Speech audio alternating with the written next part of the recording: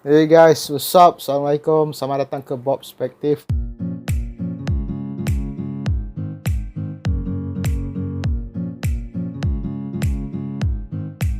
So, hari ni saya nak buat penjelasan mengenai ending filem The Platform yang ada saya review hari tu. So, untuk video ni saya memang akan buat hanya penjelasan endingnya saja, yang simbolik dan metaforik. Yang lain-lain tu saya rasa ramai pun dah tahu filem ni mengenai apa. Cuma ada yang mungkin masih keliru dengan endingnya. Kenapa budak tu dianggap mesej dan dibawa naik ke tingkat kosong, dan ada juga beberapa persoalan yang mungkin saya boleh jawab kat sini. Antaranya, kenapa budak tu boleh hidup, survive duduk dekat tingkat bawah tu seorang-seorang. Dan ada juga yang saya dengar bertanya, kalau mak dia turun naik selama ni, turun naik platform tu, kenapa tak jumpa anak dia? Kenapa goreng ni boleh jumpa? Turun sekali je dah jumpa anak dia. Okey, mungkin saya boleh jawab mengikut tafsiran saya lah mengenai filem ni. Okey, sebelum saya menceritakan ending dia, mungkin saya boleh memberi pendapat saya kepada persoalan-persoalan tadi. Yang dua soalan tadi, kenapa mak budak tu tak jumpa dia kalau dia hari-hari turun naik, dan macam mana budak tu boleh survive. Saya rasa dua soalan tu merangkumi dalam satu jawapan yang saya akan jawab ni. Okey, dan macam mana budak tu boleh ada dekat dalam tempat tu? Sepatutnya budak berumur 16 tahun ke bawah tak boleh ada dekat tempat tu. Okey. Antara yang mungkin terjadi adalah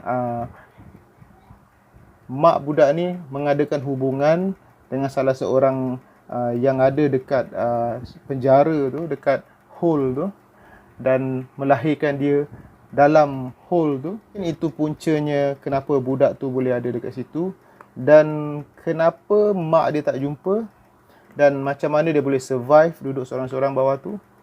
Mungkin sebenarnya mak dia jumpa. Selama ni diorang cakap dia mencari anak dia. Tapi sebenarnya dia bukan mencari. Dia turun tu sebab kan dia duduk dekat platform tempat makan tu. Dia turun tu kerana nak bagi anak dia makan. Sebab tu dia duduk atas platform makanan tu. Dan mungkin sebab itu jugalah anak tu boleh survive. Dan masa menonton filem ni pun sebenarnya saya tak ambil kisah sangat part tu pun sebenarnya. Sebab saya lebih tengok kepada message dan simbolik-simbolik metafor yang cuba disampaikan oleh filem ni. Macam yang saya kata itu, filem ni saya tak menontonnya melalui pandangan yang realistik, sebab nanti akan timbul persoalan-persoalan macam tadi tu. Sebab dia adalah sebuah filem yang penuh dengan simbolik, dengan metafornya kan. So saya melihat dari sudut tu je sebenarnya. Tapi sebab ada yang bertanya persoalan-persoalan tu, mungkin itu antara jawapan yang teori yang ada lah. Jadi okey, terus kepada endingnya. Kenapa budak tu dihantar naik sebagai mesej? Apa yang cuba disampaikan? Dan sebelum tu, kenapa dia memilih makanan tu sebelum jumpa budak tu kan? Saya tak ingat apa nama makanan tu. Kenapa makanan tu cuba dibawa naik? Okey, jadi saya punya pemahaman, saya punya tafsiran mengenai benda tu adalah bila orang-orang di atas ni, kita ambil satu contoh mudah, mungkin satu kerajaan kepada sebuah negara. So dia hari-hari bagi makan, turunkan makanan. Dia dah dekat atas tu, dia dah gambarkan dia bagi yang terbaik, makanan yang terbaik apa semua. Dia turunkan makanan tu, tapi dia tak tahu apa yang terjadi dekat orang-orang bawah kan. Mungkin itu adalah satu simbolik kepada satu kerajaan negara yang dia rasa dia dah bagi yang terbaik untuk negara dia. Tapi masalahnya dia tak tahu apa yang terjadi sebenarnya kepada rakyat dia dekat bawah ni. Jadi orang-orang dekat bawah ni dia tak ada jalan tau nak bagi tahu yang diorang ni ada masalah dekat bawah tu. Diorang tak cukup makan apa semua. Salah satu cara yang diorang boleh terfikir, Goreng dan kawan dia Baharat ni, setelah dinasihat oleh seorang lelaki tua tu, mungkin bila dia bawa naik makanan yang selalu makanan naik, memang platform tu naik balik dah, makanan dah habis. Bayangkan satu hari tiba-tiba platform tu naik balik, ada satu makanan yang kononnya eksklusif tu tak tersentuh langsung. Jadi benda ni akan membuatkan orang-orang dekat atas tu akan terfikir apa yang jadi sebenarnya. Kenapa makanan ni tak tersentuh? Jadi kemungkinan diorang akan cuba untuk ambil tahu apa yang terjadi dekat bawah, sebab terjadinya benda yang tak sepatutnya atau tak dijangka akan terjadi. Okey, itu yang bab makanan. Dan kenapa pula tiba-tiba diorang tukar kepada budak tu? Dia dah menetapkan satu sistem tu dekat situ, satu undang-undang tu yang budak-budak tak boleh ada. Tapi bila tiba-tiba seorang budak yang naik daripada bawah tu ke tingkat kosong, dan orang-orang di atas tadi nampak adanya budak dekat hole tu, diorang mungkin akan terfikir selama ni sistem yang diorang rasa betul ni ada kepincangan, ada something wrong, sampaikan budak yang tak sepatutnya ada dekat bawah tu boleh ada. Dan mungkin diorang akan mungkin dia akan ambil tahu apa yang terjadi kat bawah, mungkin dia akan perbaiki kekurangan yang ada. Mungkin itu yang orang bawah ni harap bila dihantar budak tu ke atas. Jadi orang-orang dekat atas ni yang menganggap benda yang dia buat yang terbaik sebelum ni, dekat bawah tu dia turunkan makanan yang baik-baik, yang memang dijaga semua dia punya kualiti makanan tu.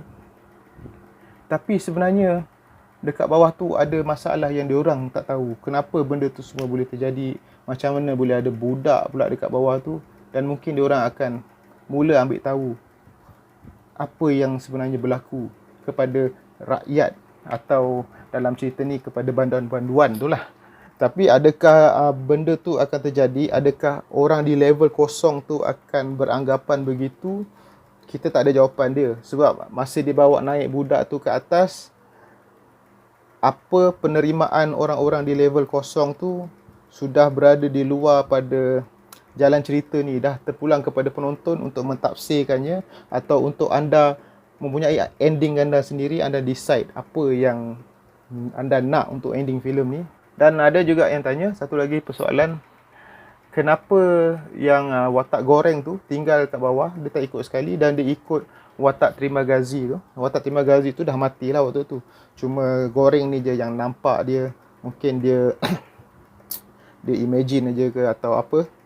Kenapa dia tak naik sekali?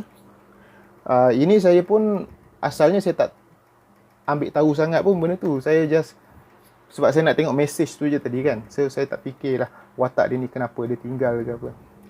Saya ada mendengar penjelasan untuk persoalan ni daripada Abang Beruang, daripada channel Ulasan Abang Beruang. Dia kata teori dia, kemungkinan juga goreng ni pun sebenarnya dah mati. Sebab tu dia tak ikut naik. Sebab dia pun dengan keadaan badan dia yang dah berapa lama tak makan, dengan badan dia pun tak cukup kuat. So ada kemungkinan di situ. Sebab dia ada sangkut paut juga sebenarnya dengan buku yang dia bawa tu. Buku yang dia bawa tu saya tak ingat apa dia punya tajuk. Dan dia ada, buku tu menceritakan mengenai seorang tokoh yang muka dia pun lebih kurang muka goreng ni sebenarnya, dengan misai, dengan ala-ala musketeer kan, ala-ala knight zaman dulu. Dan watak tu pun tak tahulah ini buku tu adalah fiction atau mengenai kisah tokoh orang yang sebenar.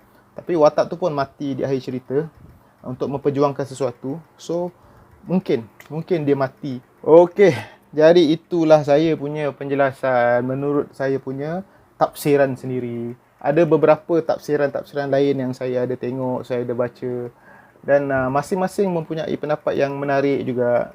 Tapi bila saya tengok, honestly memang first time tengok, habisnya itu yang saya fikir untuk ending tu. Jadi ya, harap dapat membantu anda menjawab persoalan ini. Kalau ada yang sependapat dengan saya, mungkin boleh share dekat komen. Mungkin ada yang pendapat lain pun boleh juga bagi. Sebab saya mungkin ada terlepas poin-poin tertentu, hint-hint atau clue dalam filem ni yang diberi untuk kita mendapat jawapan sebenar kan. Sebab saya pun tengok kadang-kadang tak fokus 100%. So, okey. Maaf kalau mengganggu pula benda ni kan. Nampak macam nak buat review ke nak dengar lagu kan. Sebenarnya saya nak pakai mic ni. Mic saya rosak. So tak nak audio saya ni terganggu dengan bunyi angin ni, saya pasang kipas. So okay guys, sampai sini saja dulu. Terima kasih kerana menonton dan jangan lupa subscribe saya, Bob Perspektif. Kalau rasa video ni best, video ni korang suka, korang boleh like. Dan stay at home guys. Tolong bantu negara kita untuk mengatasi masalah yang sedang kita harungi. Tolong kita doa, janganlah tambah lagi kita punya cuti ni. Alright guys, itu saja. Assalamualaikum. Peace out.